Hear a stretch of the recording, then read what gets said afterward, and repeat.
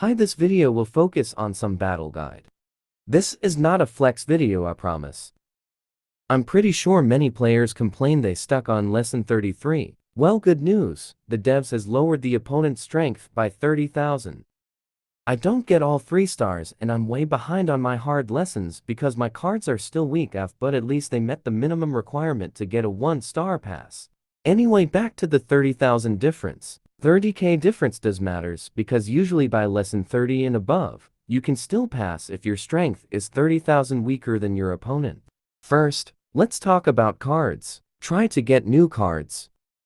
This is an example of an old card. It usually has only one skill attribute. Another example of an old card is cards from the standard banner, cards you get from Chapter and Nightmare. Newer cards usually have skill and ability. The stronger you're compared to your opponent, the higher the chance for your card skills to activate. Getting skill ups increases the level of your skills. How to choose cards that can increase your team strength. You should use cards that have matching attribute. 1. Stage attributes. In this example, use the cards that have exactly Greed as their highest attribute, Sloth as their second highest attribute. You can check these attribute scores by changing the display. See, this card has Greed on the highest end, the second is Sloth. That's why this BL card is the first choice in this example. Since I don't have any other card that have first highest Greed and second highest Sloth, the recommendation picks a card that has the highest score of the second stage attribute Sloth. This Barbados card is third on the list because it's as the lowest level of the 3, even though it has higher Greed score than Levi, but its Sloth score are way weaker.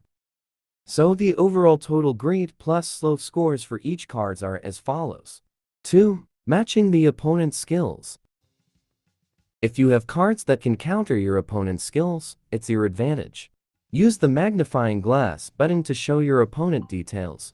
I have 2 Sloths here and a Pride, so your team should be 2 Sloths and 1 Pride as well. Matching your opponent attribute becomes handy when you want to do a successful counter attack. This is what I meant by counter attack.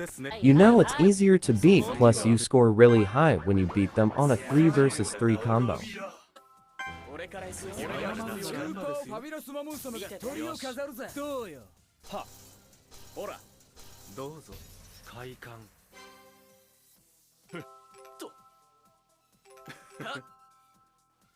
Well, that's all from my sharing. Hope you are able to advance soon. Run as fast as you can when you see Solomon.